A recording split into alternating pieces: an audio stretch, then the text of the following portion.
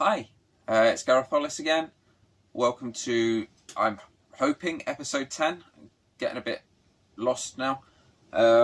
So, trigger warning, there'll be potential discussion of depression, assault, and if you've watched the last episode, you'll know that my next subject is going to be suicide. So, if this is going to be a difficult one for you, then perhaps skip this episode. Yeah, it's potentially going to be a difficult one for me as well. But yeah, I hope I've given you enough time to turn away. If not, then I suppose you're probably in it for the duration. So when I was 11, my mum passed away. I was doing my homework in the morning and getting it ready for school the next day, because I tended not to do homework the night before. It was a in the morning thing. I remember it was French homework, and my dad came in and he told me that mum had died during the night, and that in itself obviously is pretty devastating. But she'd taken an overdose, and we hadn't seen it coming. And my mum was a nurse, so it's not like she wouldn't have known how dangerous these things were to be doing. I know now that she had also cut herself in the past, and it's difficult. I mean, I'm guessing that my brain has just tried to protect me, Ollie, and I've just got complete regression of memories, as I remember so little about my childhood now, and it's a shame, because I know, but apart from that, I did have a pretty good childhood, really. And after my mum died, my dad did pretty much everything. He quit work to look after us full time, and he became like my best friend, really, in a lot of respects, even now. And I know from my dad's point of view that was my mum was the love of his life. He's been married several times now, and that's it. He goes just searching for my mum, and I mean, again, that's heartbreaking in itself. I'd never understood at the time why she did it, but looking back, my mum was a nurse, like I say. She was working night shifts, so looking after us during the daytime. I'm one of 5, although there was only 4 of us lived there. So looking after 4 kids, and then in the daytime, then going to work at night. My dad being at work all day, getting in maybe about 7, 8 o'clock at night. They'd maybe pretty much pass. As one came in the house, one went out of the house sometimes. So it can't have been easy. And now, having had depression myself, I can completely understand the suicidal tendencies, which I'll be talking about when I go talk about depression. So that in itself was not an easy situation, as I'm sure you can expect. My dad took us out to Bahrain, actually, for about 4 weeks. We stayed with my aunt and uncle and my cousin out there, well, just to try and give us a break from being at home and surrounded by memories and everything. So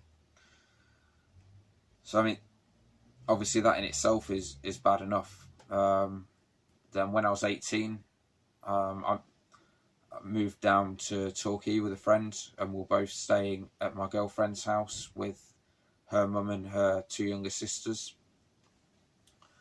And I was coming back from work one day, having not long actually managed to get a job since moving to Torquay, because we weren't down there that long. and when I got there, my girlfriend's mum had taken an overdose as well. The ambulance had already been called by the time I got there. And all she kept doing was apologising to me, because she knew obviously I'd been through this before, and this, unfortunately, it was another time, same as my mum, it was put down as accidental death. It was deemed that she hadn't. That wasn't what she wanted. It was a cry for help that unfortunately went further than she hoped, and obviously that set off a load of emotions again, and I'm guessing probably more memory regression as a result. And it was only, I mean, I thought I was fine. It was only, I mean, there's periods where it obviously wasn't fine, but for the most part, I thought I'd coped pretty well. We didn't have any counselling or anything about it. It was only later on when I had my own depression that I realised perhaps I didn't get over it as well as I thought I had. Yeah, I suppose I'm lucky in that at least I had the rest of my family there. I'm lucky that we've got a family that sticks together, that we've never really had any arguments. We've not, everyone in the family gets on with everyone else. And yeah, it's tough times, but at least we all stuck together. At least I had my dad still to kind of get us through everything. And I think it's nice as well that when I knew the circumstances, I'd always worried that there'd be animosity on sort of my mum's side of the family, from my uncles and from my grandparents against dad, because certainly I know some people, like some families, would have probably tried to shift blame and things like that. And yeah, it's really nice that that hasn't happened. That my dad still considers my mum's brothers as his best friends, and you know, it's more than 25 years now since my mum passed away.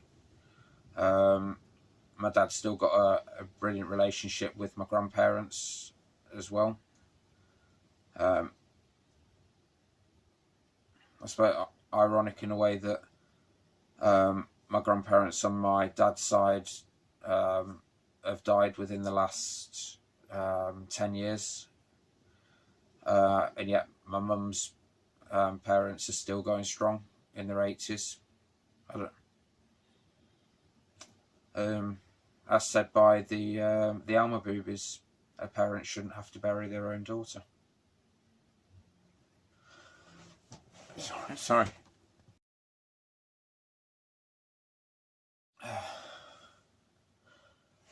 Sorry. I'm gonna cut this one short. Sometimes you think you're over something and you're really not. So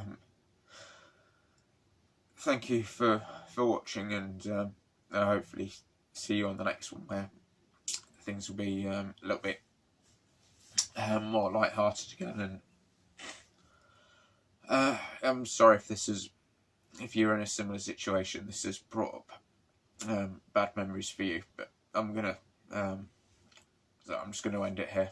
Okay, thank you for watching.